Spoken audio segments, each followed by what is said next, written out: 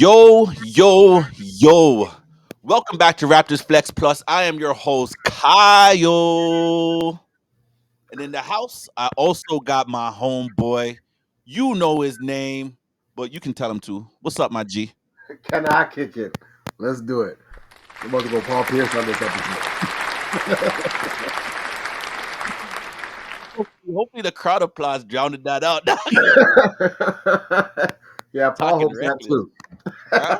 I got a lot of things to say, bro. I don't know how. I've had a That's lot of frustrated conversations with casual fans this week, so mm. dude.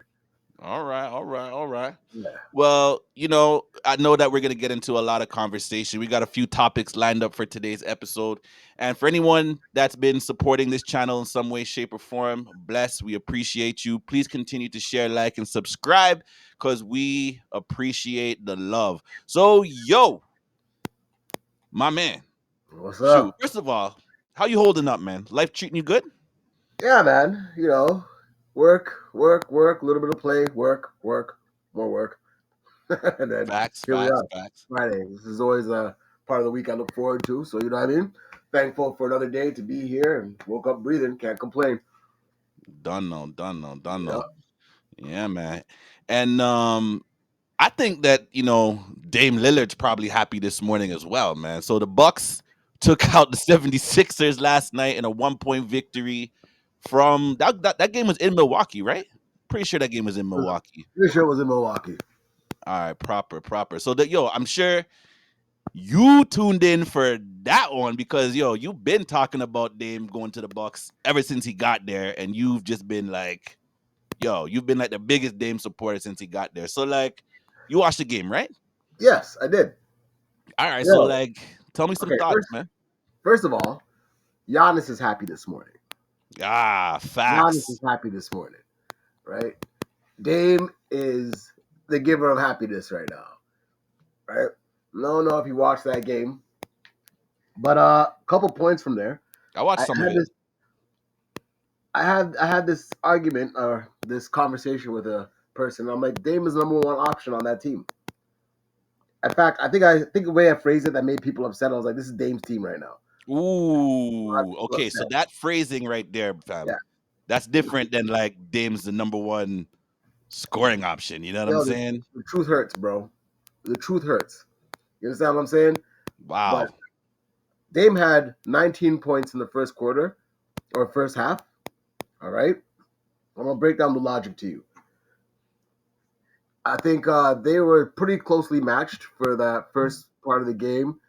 The Milwaukee Bucks tried a couple different looks where they would bring the ball up with different guys. Giannis still bringing up the ball. And then Dame had enough of that. Dame went on like pretty much a scoring blitz by himself for the next quarter and a half up until the half. Dame comes out of that game. The 76ers come back and pull that game within one. And that will repeat itself as Dame would go back and forth to the bench and take his breaks. At the end of the game, there was some Giannis. I won't lie. There was some Giannis and some great plays by defense or whatever. But it's Dame that shut that game down. It's Dame that opens up the court for everybody else right now. Giannis has had to be outside of himself for years, becoming a guy that could handle the ball, get to the basket, and we all know about the shooting struggles and how much he had to become better from behind the line and whichever. Giannis no longer has to do that. Giannis is now a guy that he could be 15, 15, and 50. He's not going to have the assist numbers he had anymore. So he's probably going to be like a 20 and 15 kind of guy. He's not going to have those 10 assists anymore because Dame's going to have the ball in his hand all the time. Dame's going to close. Dame's going to set the offensive tempo. And Giannis is going to be the guy that holds down the anchor on the defensive end and the rebounding. It's what he's been turned into. Unfortunately, it's not a terrible thing, but when you look at the game, it's Dame that's going to spread the floor. Dame that's going to command the double team. Dame that's going to draw the defenses to places. It's Dame that's going to set the tempo. And I had to say that to some people, and people don't like to hear that because everybody loves Giannis. I love Giannis too.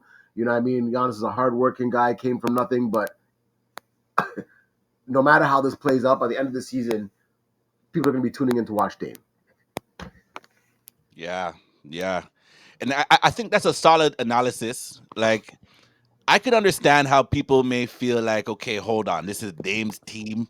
You've been here for like a cup of coffee and you feel like it's Dame's team already. Like, I understand how people can take a little bit of offense to that. Whether you think it's, people, just don't want to hear the truth or whatever thing like that. Like, I look at it like very similarly to like when LeBron and D Wade linked up down in Miami. You know what I'm saying? Like, even though LeBron was the best player on that team, we could debate that back and forth if we'd like to another day.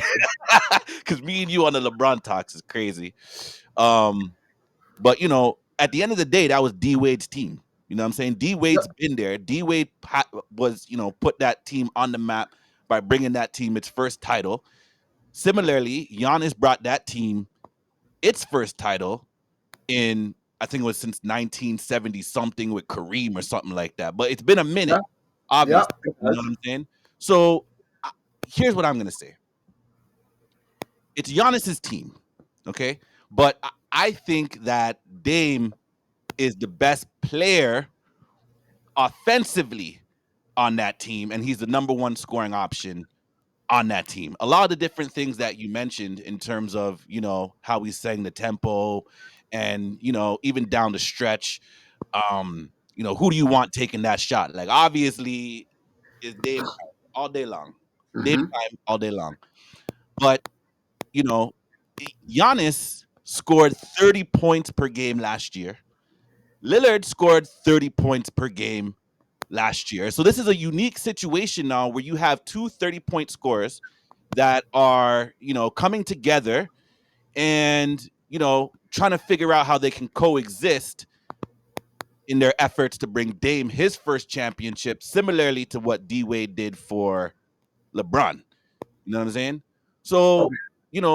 on certain nights, Giannis is definitely going to be the man. Giannis is very capable, of course, because he's done put up 30 points per game, has an MVP in this league, has a defensive player of the year in this league, which also, sometimes gets left off the, you know, the factor in terms of who's the better player. Like, people don't want to talk about defense, but Giannis is a beast defensively. And this team, in order for it to do what it wants to do, which is win a championship, Giannis has got to play the defensive end the way that he's been playing it the last 3-4 years, where he's needed to do all these things on that end of the court. And Damian Lillard is in there to reduce some of the burden off of Giannis on the offensive end. So I agree. I think Lillard is probably the best player on that team, but I think that's on the offensive side. But this is still Giannis's team, fam. Okay. Let me put it to you this way: for them to win games, okay, the way that team is set up right now, Giannis's usage rate has to drop. Agreed.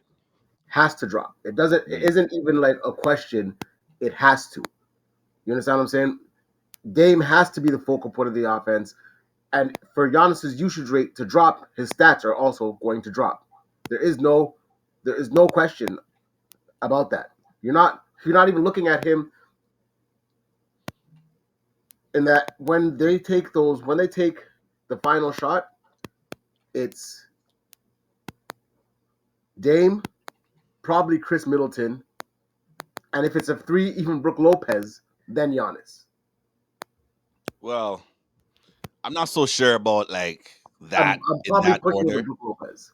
Like, the way that I'm willing to look at it is clear in a way. Like, Dame time is a real thing. So obviously, down the stretch, I want Dame to be able to take those shots. But in terms of putting Middleton and Brooke Lopez in front of Giannis, I think that's asinine, fam. I really do. Like, Giannis is a What? beast.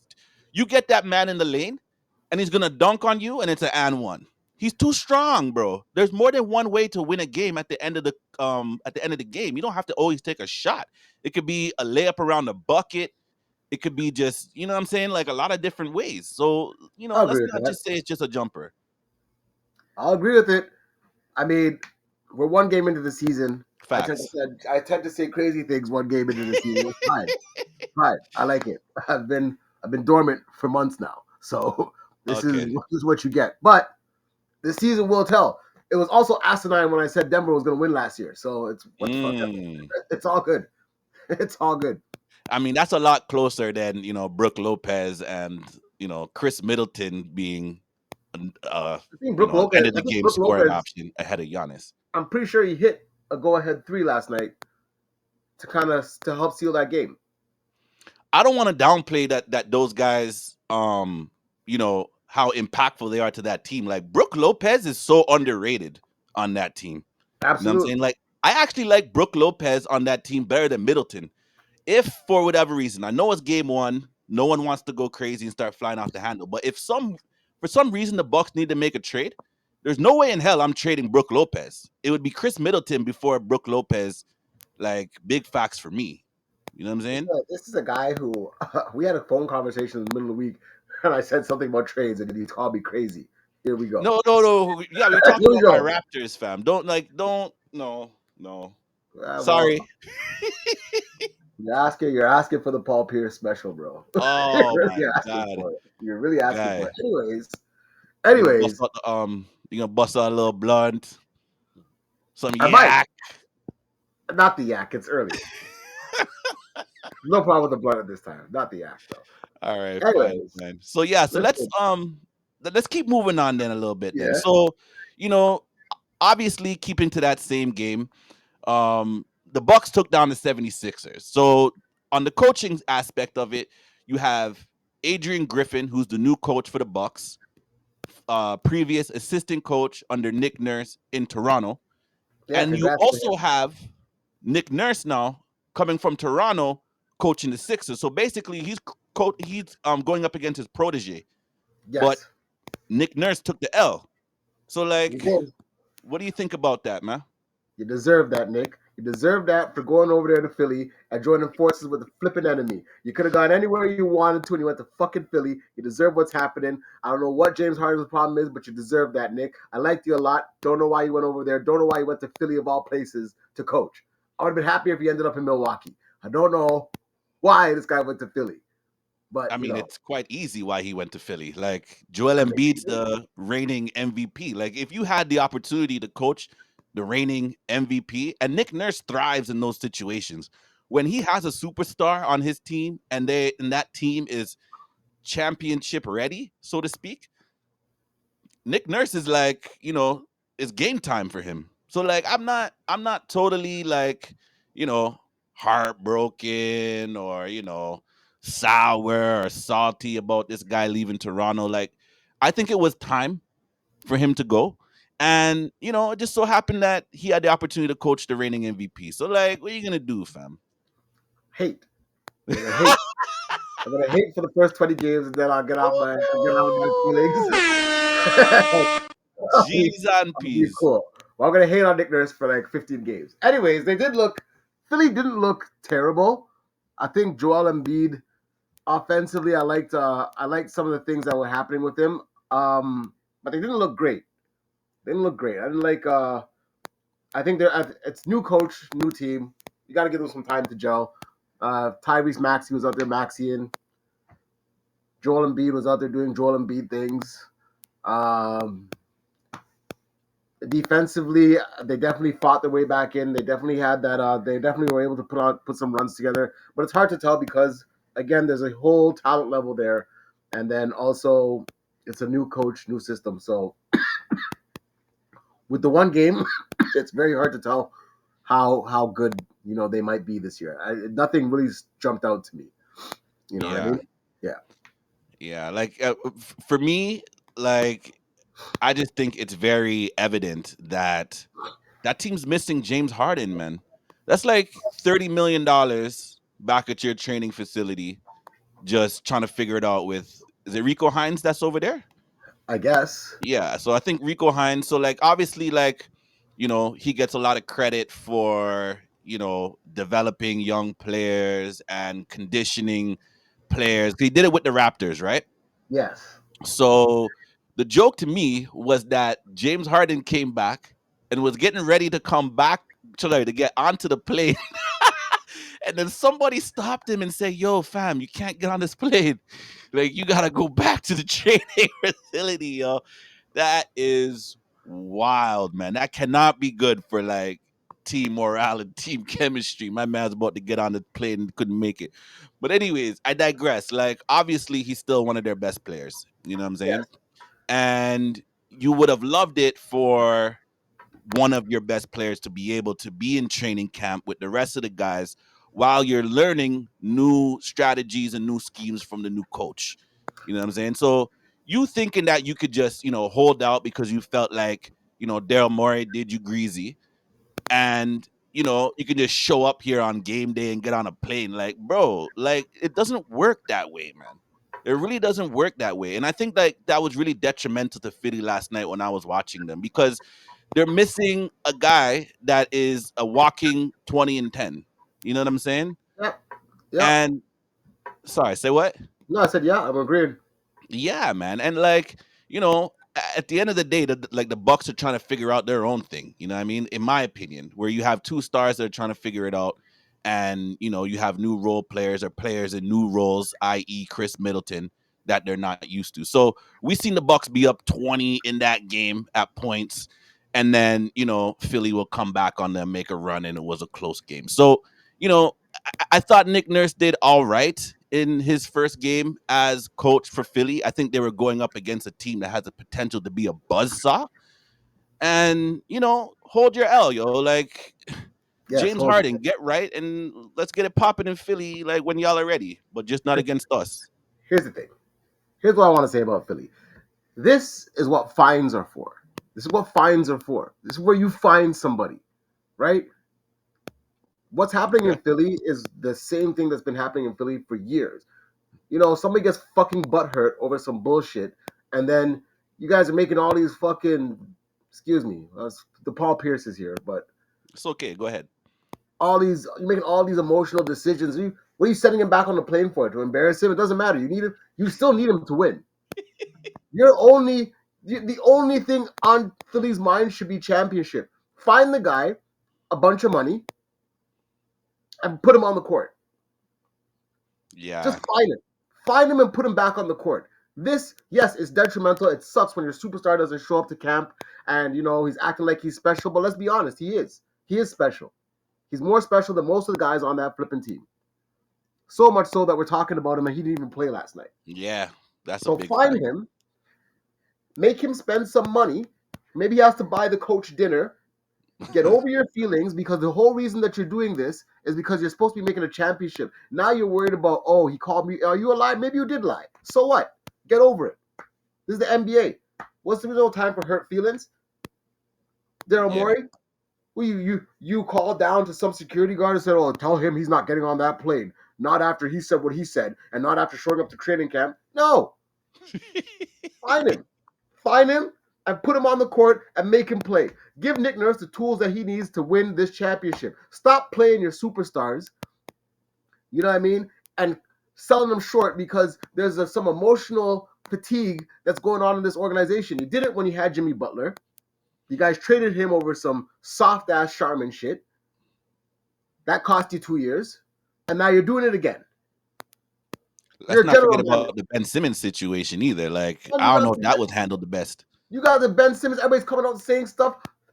Cost these guys some money, sit them down, and put them back on the court. Life ain't hard. It's not hard.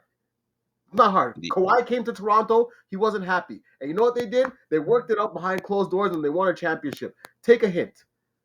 This has been going on with Daryl Morey for years. This is not the first time. This is not the first time. We talked about this on the last episode. This is incompetent management.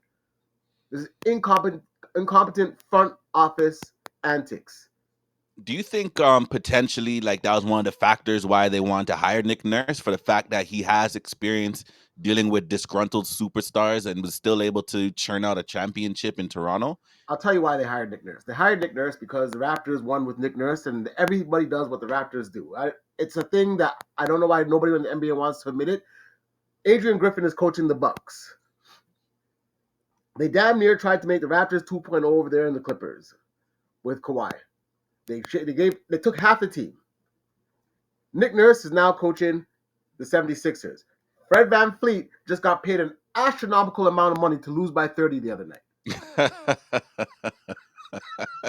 Respect the Raptors farm. Respect the development that we like. If you guys don't want, they can talk about how we weren't healthy, and so or Golden State wasn't healthy. That's why we won the championship. Sure, so you can say whatever you want, but the league has been pilfering Raptors players for the better half of a decade right now and benefiting from it without giving Toronto any credit.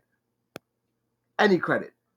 Yeah. Raptors I players have mean, come here and made a name and been getting paid for years. Anyways, I digress.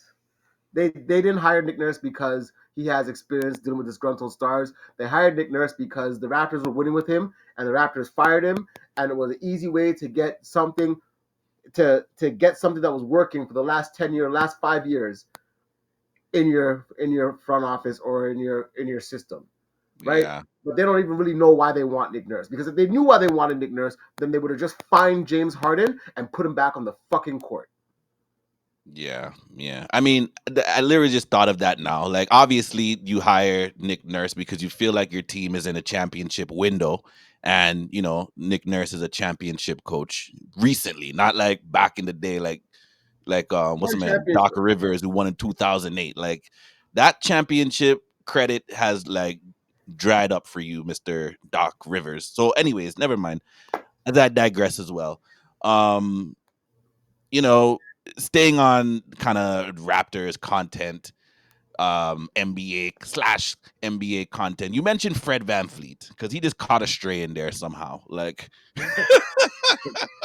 Hate for the first 20 games, dog. I'm not playing with these. I'm not playing with y'all. It's hate. s- so how much? So like they lost. So obviously Houston went up against who was it that they lost to, man? Was it the I Magic? can check that right now. I'm pretty Right. sure it was Let's the just be Magic. accurate in terms of you know what we're Stat reporting here. Yeah, yeah, yeah. So the Rockets lost to the Magic by 30. 116 to 86. Lord have mercy.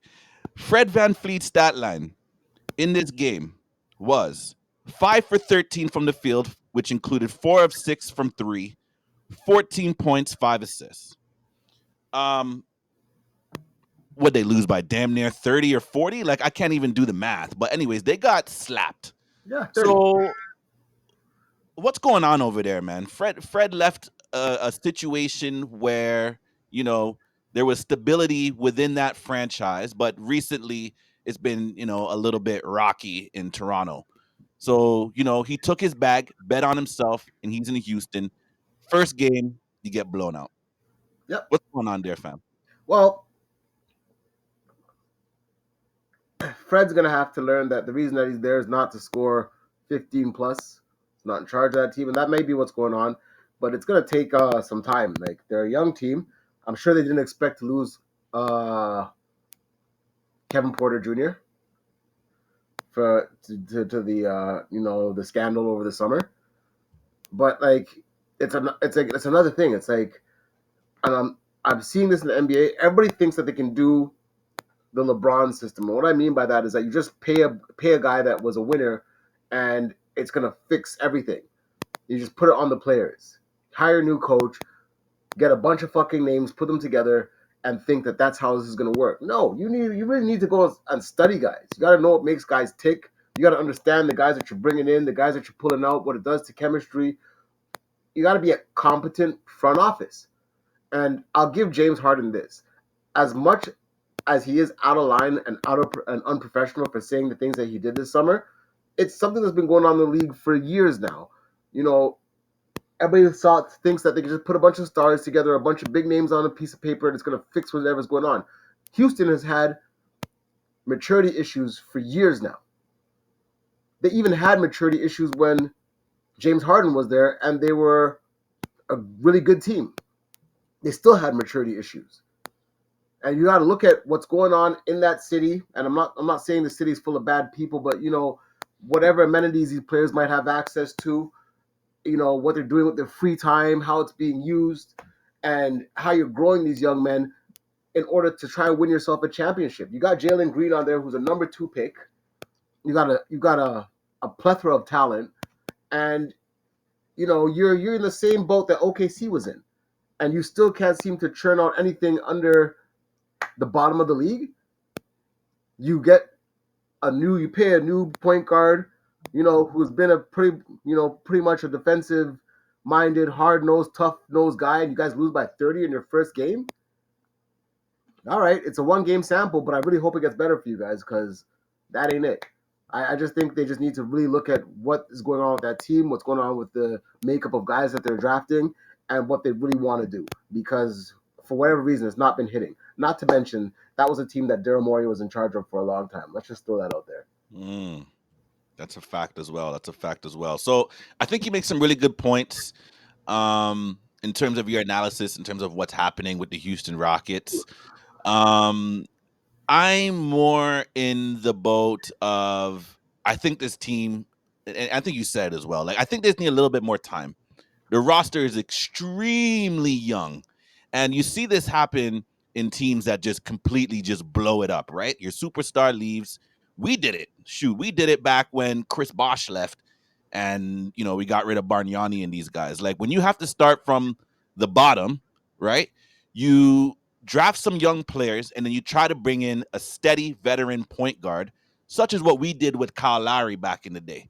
You know what I'm saying? So I think the Rockets are trying the same type of deal with a guy that's nicknamed Steady Freddy, right? So you want to be able to get these young players to learn how to be a pro because Fred VanVleet, let's not forget, this is an undrafted player that wasn't expected to make it outside of the G League and managed to score the biggest contract in NBA history for an undrafted player. So there's a lot of value in terms of the work ethic and the ability to, potentially mentor young players.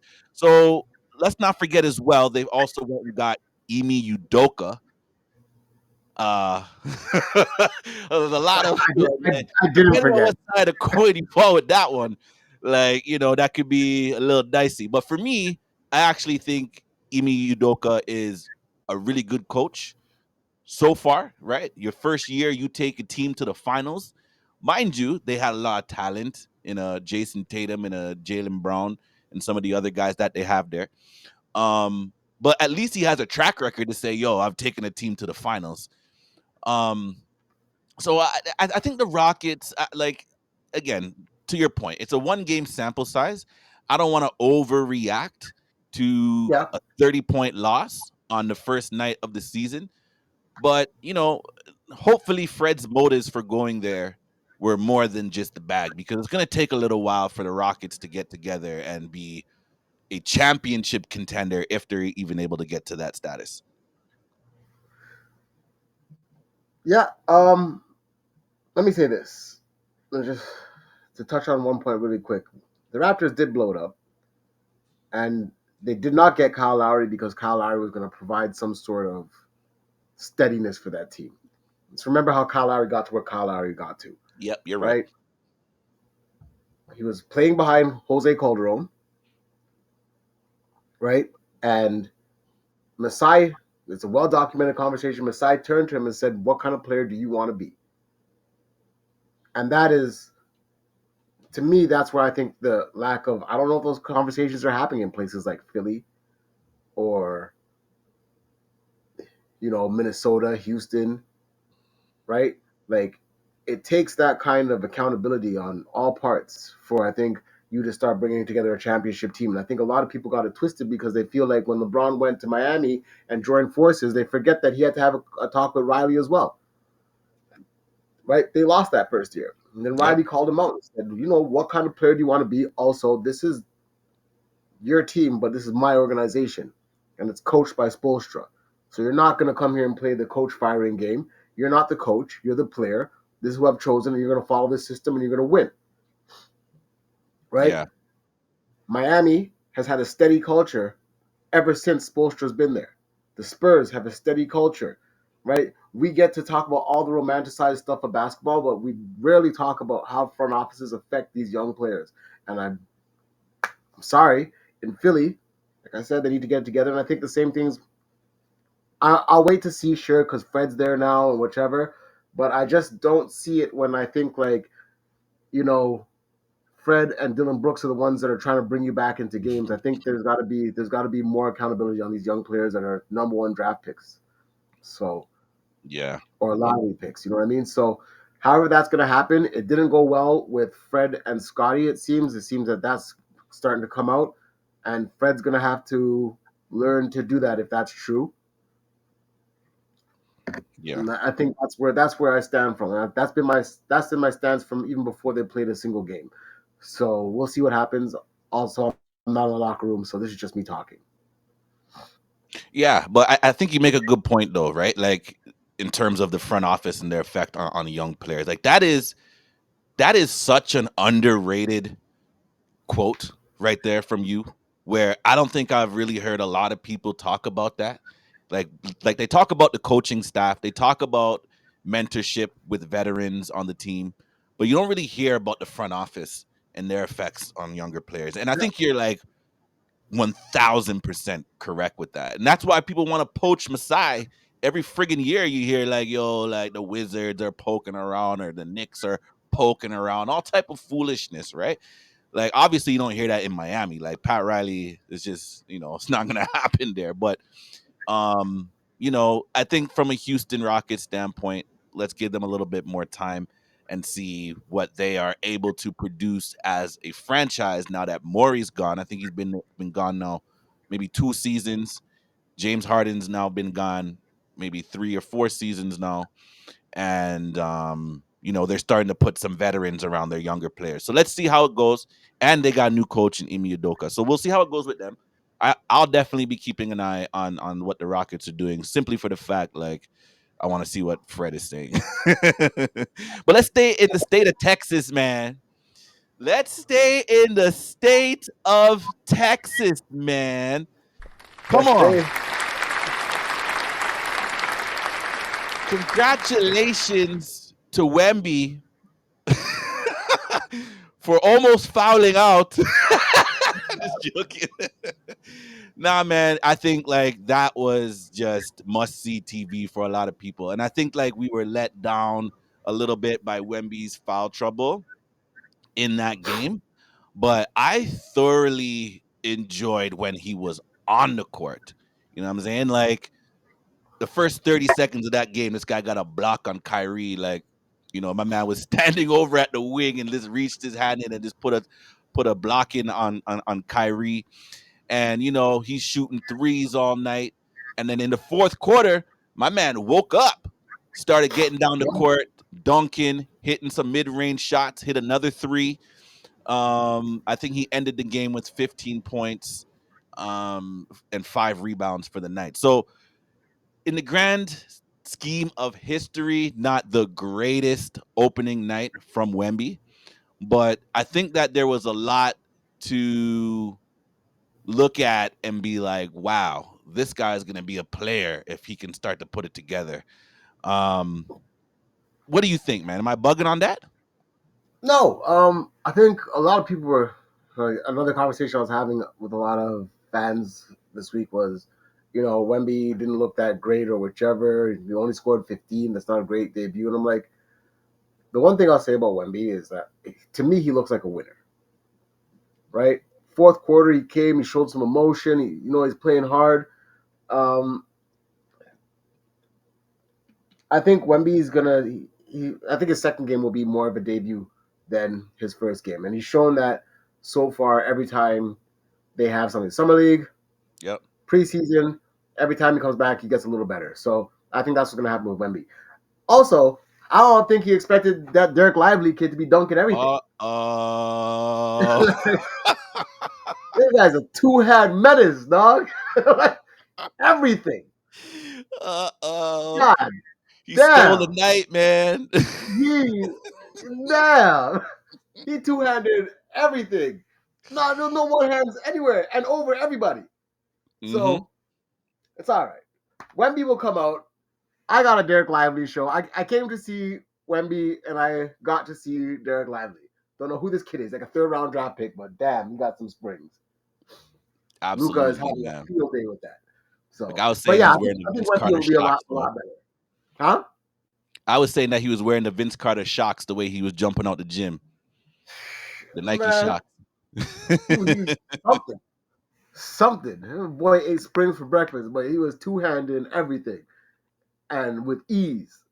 Off the rebound, off the lob, through the lane, traffic, didn't matter. If you were down there, you were getting your head top crown. So don't know, but And I think like for that kid. Dallas, man, like they really needed a guy like that that can bring some real excitement and energy to that squad. Like, obviously, you have Luca who does amazing things in slow mo. You know what I'm saying? He can kind of, Yeah, maneuver his way through switch speeds, but not the fastest guy, and he's definitely not dunking on nobody. You got Kyrie that got handles like he's in, Rucker Park, but then, he got the NBA game to go with those handles. A man can hit shots from anywhere, finish under the bucket.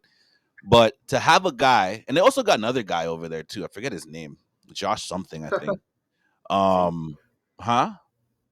No, I'm saying it's just no. Go ahead. Say what you're saying. Yeah, yeah. But to have another guy like this that, maybe they have expectations for, but I think a lot of us are like, whoa, watching Derek Lively last night or a couple nights Yeah. ago. Like I was not expecting that. But Word.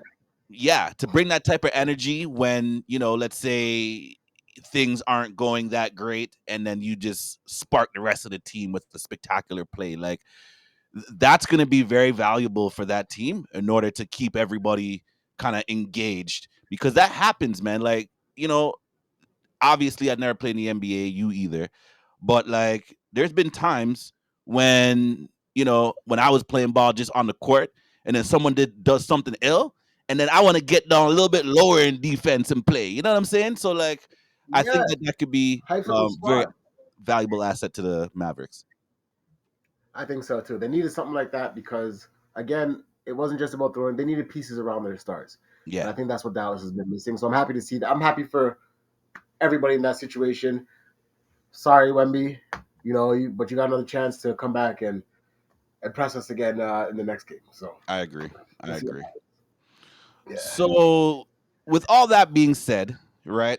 Obviously, we're going to talk about NBA on this podcast. We're going to talk about any hot topic around the NBA. But, I did a video yesterday in terms of the Raptors opener against the Timberwolves, and I gave my thoughts in terms of what I liked about that game and, what I want to see moving forward. I'd love to hear from you, man. So, like, obviously, we beat Minnesota by 3 yeah. at home, season opener. And, who was your standout performer from that game? Dennis Schroeder. Scotty Bet. Scotty did Scotty things. Pascal Siakam did Pascal Siakam things, but Dennis Schroeder is the standout to me. I think it was really it's for a couple reasons, not just because he had a decent game, but we were wondering how that point guard spot was going to get filled. Are you going to be anything close to Fred? I thought he was pretty good defensively. I thought he moved the ball. I thought he tried to stay within the system. So I mean, like I was impressed with Dennis. I thought he'd have a couple more assists. I think those will go up as they get heavier into the season or deeper into the season. Sorry, but yeah, Dennis Schroeder was a standout for me. Yeah, I mean, I was pleasantly surprised with Dennis Schroeder because um not to, throw any salt on the Fred situation, but there was a couple areas that I thought Fred really lacked in Mm-hmm. for the Raptors. One Yeah, was at the point of attack on defense. It just yeah, felt like players, other point guards could get around Fred quite easily yeah, on that one-on-one defense, and I thought that Dennis Schroeder brings a little bit more resistance defensively against other point guards, and he has a little bit more size than Fred as well to disrupt the shot or at least make it a little bit more difficult for yeah, shooters. And then the second area was his blow by to the bucket, right? So yeah, Fred is a smaller guard. You know what I'm saying? There's no ifs, ands, buts about it. Our body types are our body types. This is what I always say now. It's a new thing because you just can't like, whatever God gave you, it is what yeah. it is. You know what I'm saying? Especially height wise. Especially height wise. Yeah, But Schroeder's been blessed with a little bit more height than Yep. Fred. So his finishing around the bucket is a lot less difficult than when Fred went to the bucket. And that makes Yep. me just ecstatic. Yeah. Sorry. Bless you, my guy. Dealing with the fall allergies there. Um. No Yeah. worries. I think for Schroeder, his what he's gonna have to figure out is just how much the ball is gonna be in his hands. Right. Um. There's a lot of ball handlers and playmakers on this team. Scotty, Pascal, guys who are used to having the ball in their hands, and arguably Scotty should have the ball in his hands a little bit more. Um, I have a theory, right? The reason I like Dennis Schroeder is because he made his threes at a decent clip, and I think that Scotty should be bringing up the ball in playmaking and be the chief playmaker. And I'll say this is why, because Scotty reminds me of a Jason Kidd in a way. He doesn't have a great shot. He's working on it, but he is a good playmaker. Mhm. And although he might have some turnovers here and there, I think that in order for us to develop him, I think he has to be getting the ball more and more. I also think the way that offense would look like in my head would be a lot of Scotty coming up, penetrating, dishing out to players who are going to make plays, and then Scotty getting his signature, putbacks at the rim or those energy buckets because he's very good at that. But I think he has to come off the ball to do that. And I think that when he's the first option as where Dennis Schroeder's bringing up the ball, and then they're putting him in either an ISO or a pick and roll, whichever with him. I think a lot of the times he starts getting into things that he's not necessarily developed into yet, and that hinders the offense in a way. So that's what I'd like to see. But yeah, that was just an observation that I made there with Schroeder. I like the fact that Schroeder can make his shots steady. He's uh, he's able to blow by and get to the rim here and there. But I think his off the ball play in a way is kind of what impressed me the most. Yeah. I mean, Dennis has never really been a great 3-point shooter based on everything that I've read and looked at. So, Yeah. he's going to have nights where he shoots the ball well from three and then nights where he doesn't. And, keeping up with the whole Okay. comparison thing, like Fred VanVleet's a way better 3-point shooter than Dennis Schroeder. Yes, he is. Um, He is. but, you know, if this can be a consistent showing from Dennis where, you're somewhere around the league average in shooting threes, I think I'm good with Yeah. that. In terms of, getting into the offense and playing off ball, etc., having the ball in Scotty's hands more. Um, I'm not sure what to really think about that. Like, I think Coach Darko has plans for both approaches, and you could also throw like Siakam in there, and potentially OG at certain times. But I think primarily you're right. It's probably going to be between Scotty and Schroeder. Um, I wouldn't say that I'm partial or impartial to one or the other. I just think it needs to be a healthy split at some point, just to give the defense different looks.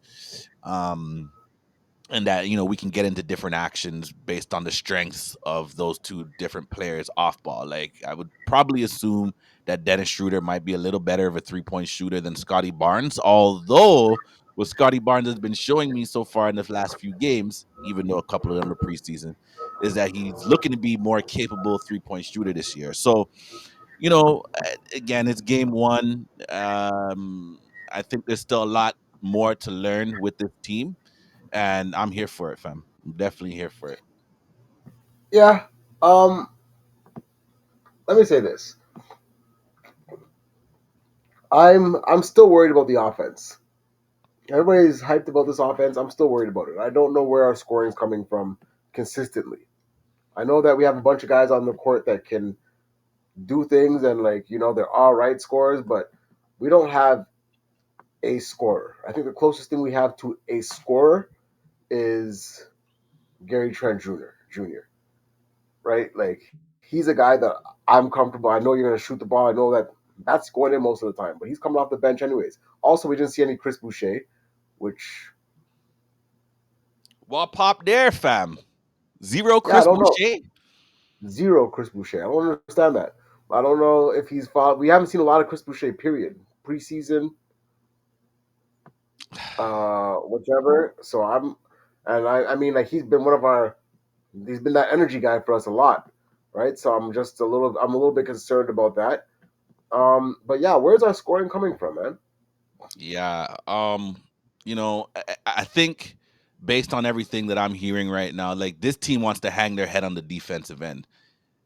That's I crazy. listened to Scotty in a practice press conference yesterday. I listened to Jakob Pertl in a practice press conference yesterday, and everyone's saying they want to be a top five defense. So, you know, if they're hanging their hat on the defensive end, I'm not saying that there shouldn't be any concern on the offensive end for scoring, but I did like what I saw in, the opening game where that defense was transitioning to fast break points. Now, I know that you can't live that way. You still got to have some scoring in the half court, which is what I think you're alluding to in terms of you're not sure where the scoring is going to come from. Um, Yeah, you know, I think that it's going to literally have to be Pascal Siakam as your leading scorer, Scotty Barnes, OG Ananobi, Gary Trent Jr. It's going to be a committee approach. You know what I'm saying? And really, what I would like to see, and which is what we've been seeing so far, let's hope that they stick to it, is that, you know, you're getting easy shots based on the system and that the those easy buckets or those buckets are coming off of assists, which is what we've been seeing so far in the preseason and in the regular season, where we're converting on, I think it's 70% of our buckets are assisted. Um, so if we're able to do that, then I think in combination with a top five defense, that'll win us a lot of games. Now, the issue to me is, the thing that you and I have been talking about forever with a lot of different players and a lot of different teams. Who takes the shots down the stretch in a close game? You know what I'm saying? And I don't think that we have any real killers on the team that, I can say, yo, go give that guy the ball and I feel comfortable with him scoring. I think well, Scotty that's might have that mentality that he wants to be that guy, but I don't think he's there yet. no. Pascal has the ability to be that guy sometimes, but I think he's a little too finesse at times for me. And yeah, I'm just not sure where that's going to come from in crunch time. So that's kind of my thing. What do you got Like to Pat Bev said, say? What? like Pat Bev said, Nobody scares you? that's the problem, right? And that has got me thinking about who I could trade to get some scary people. I just I get it. It's one game into the season, but all these things that we're saying, scoring by committee and whatever, to what end? To what end? To another developmental season, right? Like I get it. We're not a championship team this year. I'm going to be honest about that. I can understand that. You understand what I'm saying, right? But again, to what end? To what end? There's a bunch of players coming off the books. What identity are we trying to establish this year? So we're establishing that we're a defensive team. We're not establishing that. We've been a defensive team for the last 5 years.